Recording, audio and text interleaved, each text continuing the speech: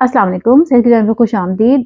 हमारे जिस्म के अंदर ग़िज़ाइयत की कमी एक दिन, 1 घंटा, महीना या कई साल तक बहुत ख़ामोशी से बैठ सकती है। हो सकता है कि ये हमारे जिस्म में कोई ख़तरे की घंटी ना बजाए, लेकिन हमारा जिस्म कहीं न कहीं हमें इशारा दे रहा होता है कि कुछ ना कुछ गलत है। असल में जब भी हम ग़िज़ाइयत की बात करते हैं ना, तो ग़िज़ाइयत का मतलब क्या होता है कि ऐसा हमारे जिस्म का निज़ाम जो कि ना सिर्फ़ ये कि जिसकी वजह से हमारे दिल की सेहत बेहतर होती है, जिसकी वजह से हमारा दिमाग बेहतर तरीके से काम करता है, बल्कि हम ज़िंदगी के जितने भी अमूर सरअंजाम देते हैं, उनको बखूबी अंजाम दे पा रहे होते हैं। किसी किस्म की हमें थकावट नहीं हो रही होती, बाल नहीं गिर रहे होते, हमें बहुत ज़्यादा डिप्रेशन नहीं हो रहा होता। हम बहुत ही खुश उसलूबी से अपने फंक्शंस को, अपने कामों को करते चले जा रहे होते हैं।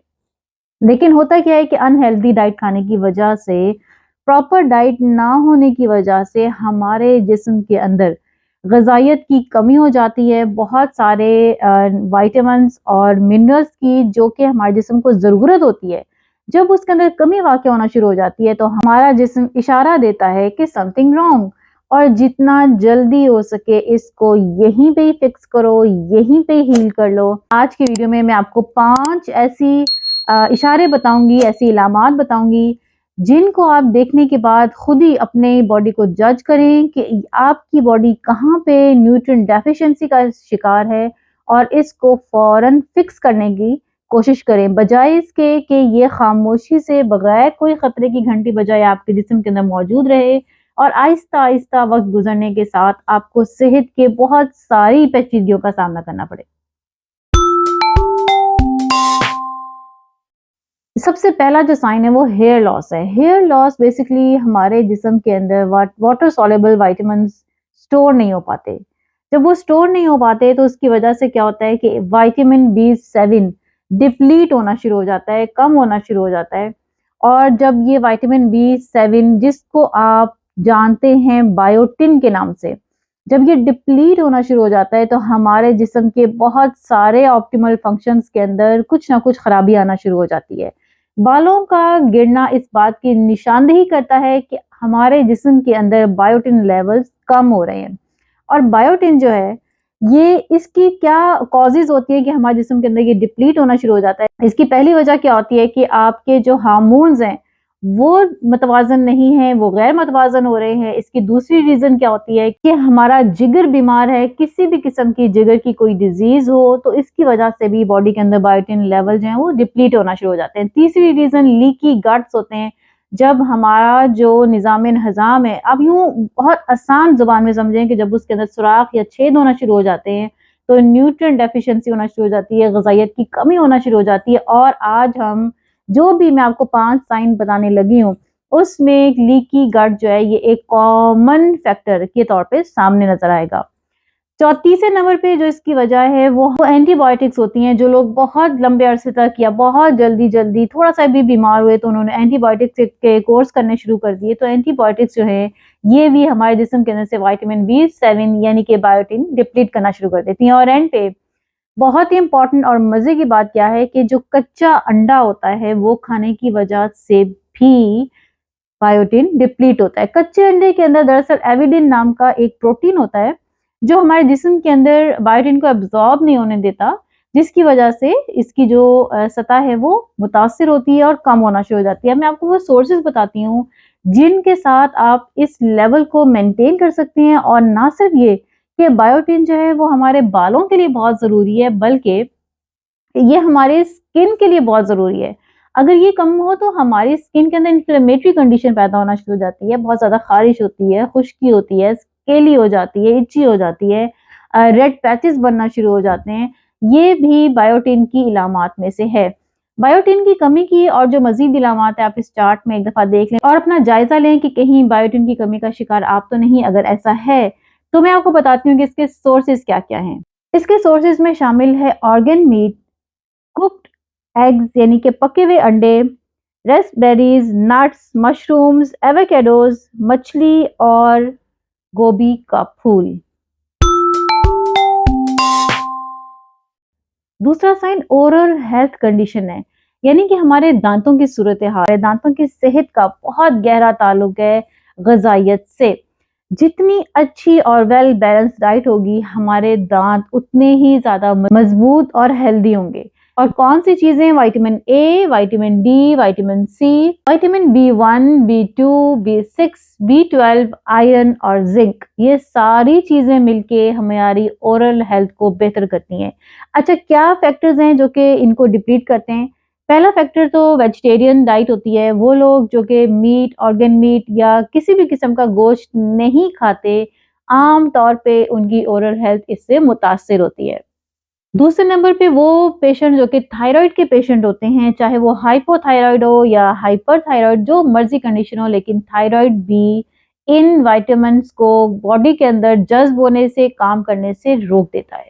तीसरे नंबर पे ऑटो इम्यूनिटी, यानी अगर आपके जिस्म के अंदर आपका अपना कुव्वत मुदाफ़ियाती जो निज़ाम है, वो आपके अपने जिस्म के खिलाफ, अपने जिस्म के हेल्दी सेल्स के खिलाफ काम करना शुरू कर दे, तो ये कंडीशन भी इन विटामिन्स को कम करने का बायस बन जाती है। और चौथे नंबर पे वही बात कि लीकी गट्स जो हैं, अगर आपका गट हेल्थ अच्छी ना हो, मजबूत ना हो, तो यहाँ से भी विटामिन्स एब्जॉर्ब नहीं हो पाते, न्यूट्रिएंट जज़्ब नहीं हो पाते, जिसकी वजह से ये सेकंड साइन जो है, ये खतरे की घंटी बजाना शुरू कर देता है। सोर्सेज की जहाँ तक हम बात करते हैं, तो इसके सोर्सेज में सबसे अहम चीज़ लीफी ग्रीन वेजिटेबल्स हैं। सिलिका रिच फूड हैं, जिनके अंदर कुकम्बर आता है, यानी कि खीरा, गाजर और सेलरी इसके अंदर शामिल है। एंटीऑक्सीडेंट खाने इसके अंदर शामिल है, जिनमें खास तौर पे सिट्रस फ्रूट आते हैं। बोन ब्रोथ यानी यखनी, और सबसे इम्पोर्टेंट चीज़ एंड पे ऑर्गन मीट। ये वो चीज़ें हैं जो कि इन चीज़ों को कवर करती हैं, इनको पूरा करती हैं। एक और बहुत ही अहम बात, क्या आप जानते हैं कि जितने भी मसाइल हैं, इनको फिक्स करने के लिए जो पहला स्टेप है, वो क्या है कि हमारी डाइट के अंदर तब्दीली लाई जाए। जैसे ही हम अपनी ग़िज़ा के अंदर कुछ तब्दीलियाँ लेके आते हैं, तो हमारी जो ग़िज़ाइयत में कमी होती है, वो आहिस्ता-आहिस्ता पूरी होना शुरू हो जाती है। अच्छा जी, तीसरा साइन क्या है कि टाँगों के अंदर बहुत ज़्यादा क्रैम्प्स पड़ते हैं, खल्लियाँ पड़ती हैं, ये पिंडलियों में भी पड़ सकती हैं, ये पैरों के मेहराब में भी पड़ सकती हैं, उनकी उँगलियों में बहुत शदीद दर्द हो सकता है, एड़ी में दर्द हो सकता है। और इन सब के पीछे जो मेन फैक्टर, जो कॉमन फैक्टर काम कर रहा होता है, वो मैग्नीशियम की कमी है। मैग्नीशियम जो है, ये ना सिर्फ आपके नर्व फंक्शन के लिए बहुत ज़रूरी है, उसको रिलैक्स करती है, बल्कि ये आपके आसाब के लिए, आपके पट्ठों के लिए भी बहुत ही इम्पोर्टेंट है। जहाँ तक इसके सोर्सेज़ की बात है, इसके सोर्सेज़ के अंदर कद्दू के बीज शामिल हैं, एवोकाडो शामिल हैं, ब्राज़ील नट्स शामिल हैं, जनाब जी बादाम शामिल हैं, पिंक सॉल्ट बहुत ही ज़्यादा, आप अच्छी तरह जानते हैं कि इसके अंदर 82 मिनरल्स होते हैं, और सारे के सारे कुदरत ने इंतहाई बैलेंस कंडीशन में रखे हुए होते हैं।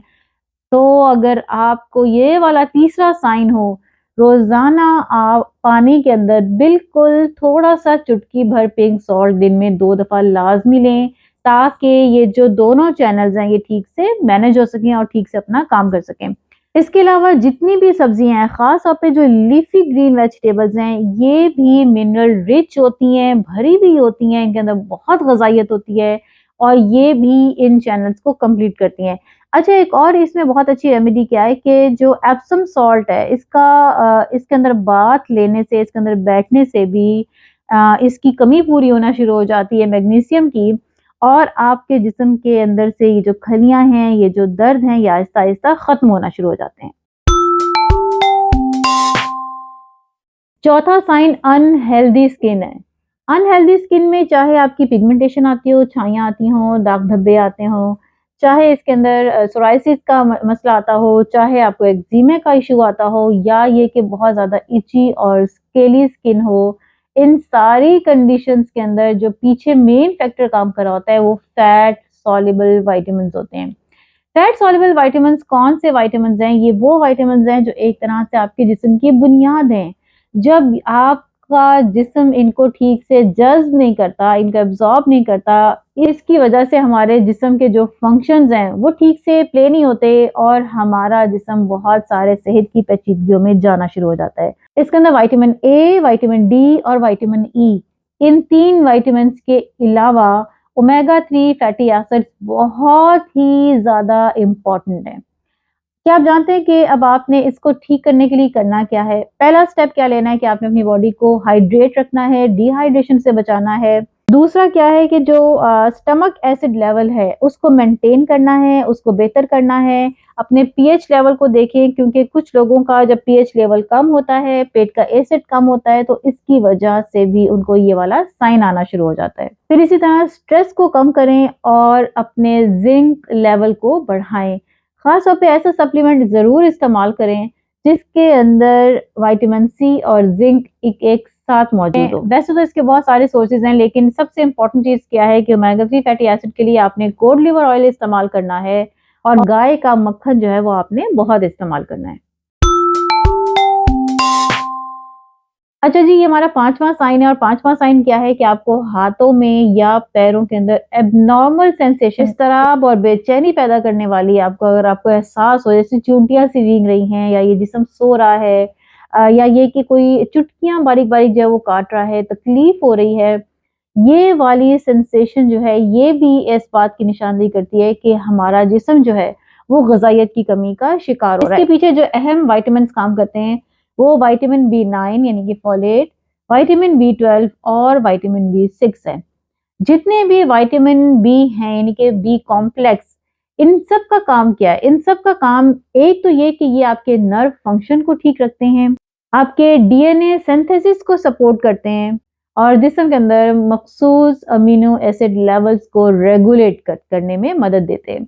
इसके अंदर जो सोर्सेज शामिल हैं वो मीट है, पोल्ट्री है, लीफी ग्रीन्स हैं और इसके अंदर डेयरी प्रोडक्ट शामिल हैं। इसलिए जो लोग वेजिटेरियन होते हैं या वेजिटेरियन डाइट पे रहते हैं वो उनके अंदर भी ये साइन बहुत ज़्यादा मौजूद होता है। अच्छा, इसमें ना कुछ चीज़ें कॉमन है, वो क्या है कि हमारे जिस्म के अंदर ये डेफिशिएंसी क्यों आती है, इसकी सबसे कॉमन रीज़न क्या है? हमारा डाइट पैटर्न बहुत ही पुअर है, हम बहुत अनहेल्दी वे में खाना खा रहे होते हैं।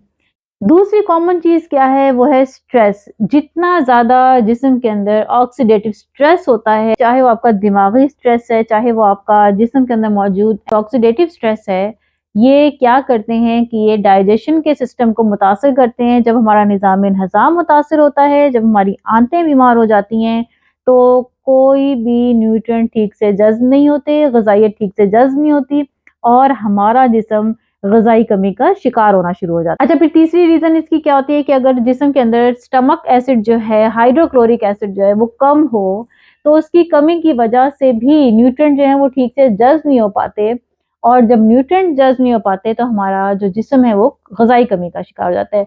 फिर अगला तो कॉमन पॉइंट मैंने आपको पहले बताया था कि लीकी गट्स होने की वजह से आप देखें कि गट जो है ये कहाँ-कहाँ काम करता है हमारे दिमाग में और कहाँ-कहाँ अहम रोल प्ले कर रहा होता है और इसकी वजह से हमारी कितनी सारी चीज़ें जो हैं वो अपना फंक्शन प्ले कर रही होती हैं। नेक्स्ट जो इसकी रीज़न है वो इंसुलिन रेजिस्टेंस है। अगर इंसुलिन रेजिस्टेंस की कंडीशन मौजूद है तो ये भी ग़िज़ाइयत में कमी का बायस बनती है।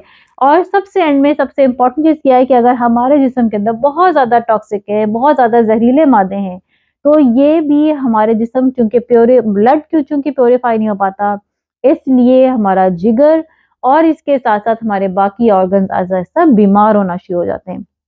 लेकिन ज़रूरी ये है कि आप टाइमली इन साइंस के ऊपर फोकस करें और इनको जितनी जल्दी मुमकिन हो फिक्स करने की कोशिश करें अपनी। अगर आपको आज की वीडियो पसंद आई है तो लाइक करना मत भूलिएगा। Midat Maqsood is signing off, see you.